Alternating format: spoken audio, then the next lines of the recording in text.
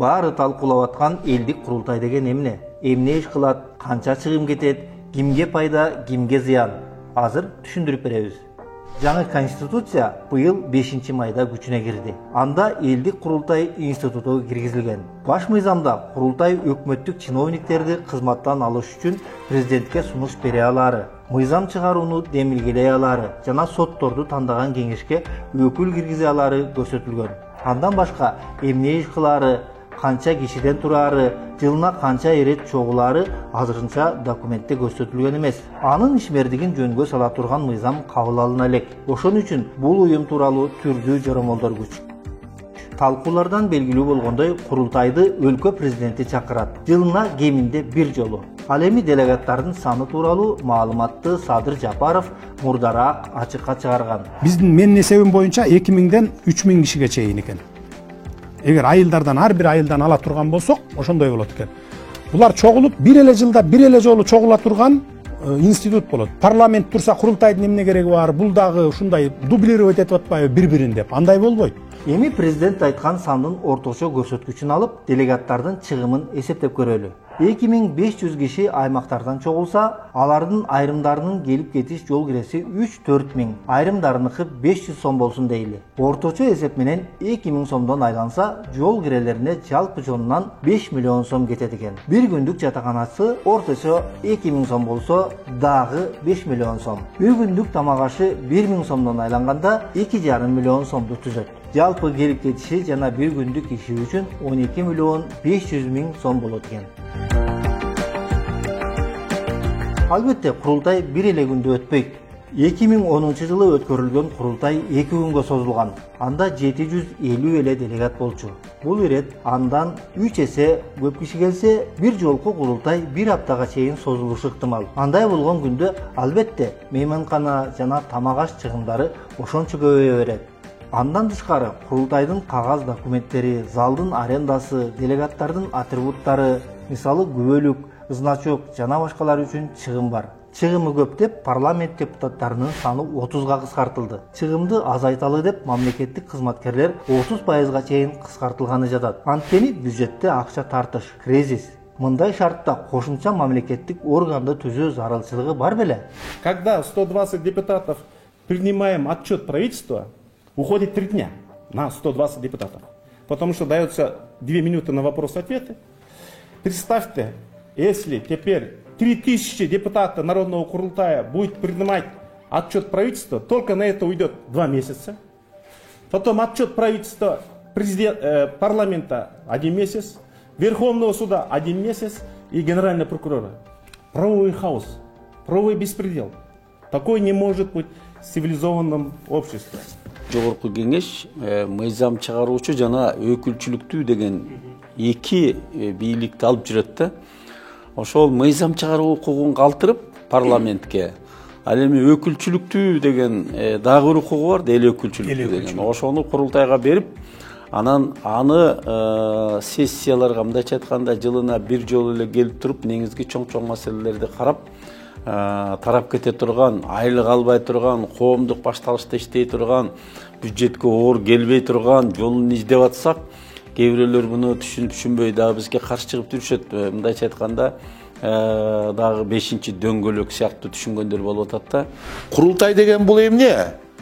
Курултайды которсок эл аралык тилге. Бул парламентаризм. Чобонбек Абыкеев менен Кадыр Кошалиев чыгып, курултай деп атат. Мен айтып атам, биз да курултай. Болгону курултайдын бүгүнкү аты парламент. Жаңы долбоордо курултайды президент чакырат деген жери бар экен. Жок, жок. Курултай самостоятельно керек. Анда президент насыл жатып берет да. Баягы эле Бакиевдер жок. Бизде жок. Бакиевдер болсо керек да. Бакиевдер эмне кылды эле? Курултай чакырып алып туруп эмне кылды? Өз билгендей. Курултай жөн гана адамдар Бишкекке чогулуп сүйлөп эле ишинен майнап чыгарбай тарап кеткен өлүү органга айланып кетпейби? Же тескерисинче бийликтин бир колго бекемделишине гана шарт түзүп бербейби? Коңшу өлкөлөрдүн мисалын карап көрөлү. Arkadağa şöhret olsun, şan olsun. Arkadağa şöhret, kahramanı şöhret. Arkadağa şöhret. Бул Түркмөнстан Аркадакка даңк деп кол чаап кыйкырып аткандар Халк маслахаты же элдик жыйындын делегаттары. Ал эми Аркадак Türkmen президенти Гурбангулу Бердимухамедов залдагы 2000 кишинин жапырт мактоосуна рахаттанып төрдө отурат. Мынчалык мактагандар президенттин көзүнө тике карап, өлкөдө ушул проблема күчөп атат. Чечиңиз деп айта алабы?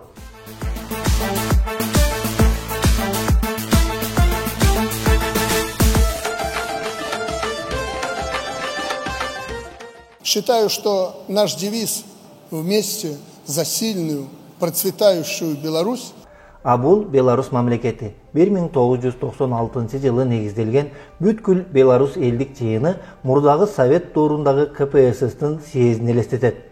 Делегаттардын саны 3000ге жакын. Ар бир 5 жылда бир жолу чогулган жыйында өлкөдө жүргүзүлүп жаткан иштерге баа берүү жана алдыңкы 5 жылда аткарыла турган социалдык экономикалык план бекитилет. Жыйын Европанын акыркы диктатору эсептелген Александр Лукашенконун монологу менен башталып, кайра эле ошол кишинин сөзү менен аягына чыгат. Вместе мы должны принять решение по самым важным вопросам развития белорусского государства и нашего общества.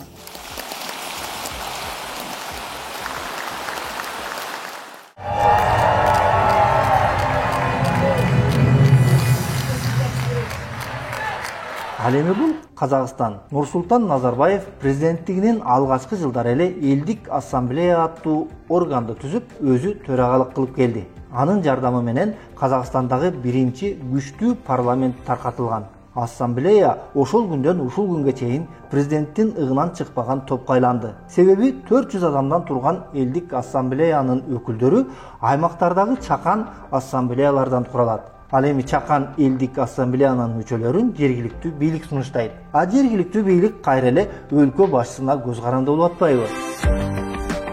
Ошентип коңшу президенттер курултайды өз пайдасына диктатуралык режимди жана үй бүлөлүк башкарууну бекемдөөгө колдонуп келатышат. Дал ушул себептерден улам курултай бир ууч топко гана кызмат кылат деген чочулоолор күч. Мындай чочулоо 2010 жылы да Курманбек Бакиев ынтымак курултайын уюштурганда көп айтылган. Чынында эле ал курултайга чакырылган 750 делегат Бакиевдин иш аракетин колдогон резолюцияга жапырт добуш беришкен. Анда элдин бийликке нааразычылыгы күчөп турган учур эле. Курултай Бакиевдик бийликтен баркын көтөрүп, чыңалган кырдаалды жазууга салым кошо алган эмес. Бакиев курултайдан кандайдыр дивиденд алууга үлгүргөн да эмес. Туура 2 аптадан кийин бийлиги кулатылган. Ваше превосходительство.